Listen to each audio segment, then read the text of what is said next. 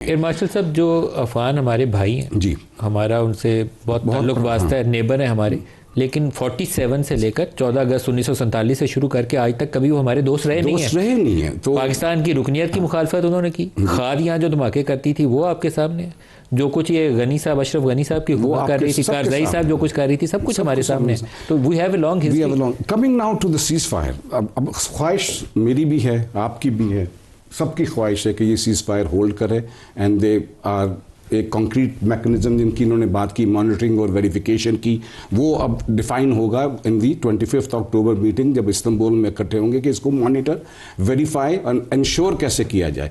The issue is, वो कहते हैं ना कि follow the money and it will lead you to the truth. Basically the money is coming from India.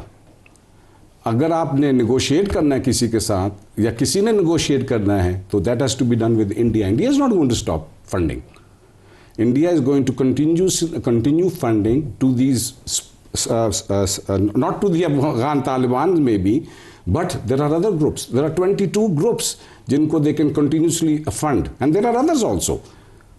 Those who want to see Pakistan remaining destabilized, they continuously will fund these people. If you cannot stop this funding, फिर ये keeping these ceasefires intact is going to be बहुत challenging होगा। ये मुश्किल काम है, मुश्किल काम है। आपने भी, आपका भी यही एनालिसिस है, मेरा भी ये एनालिसिस है। अल्लाह करे या अपना गवर्नमेंट जो है वो कोई ना कोई मैकेनिज्म जो है, it's the mechanism that is going to ensure कि ये जनाब ये उनकी फाइनेंसिंग रुके।